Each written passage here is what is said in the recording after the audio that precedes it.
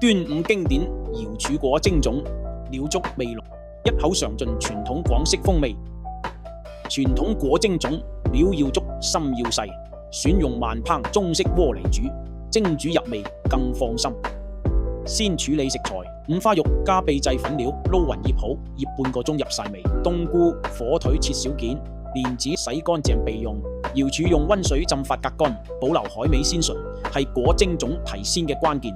備料細緻先出味。包粽嘅關鍵在於疊葉同埋鋪料，漏斗形粽葉唔會漏米，每層放滿配料，足料又夠味，啖啖都係驚喜。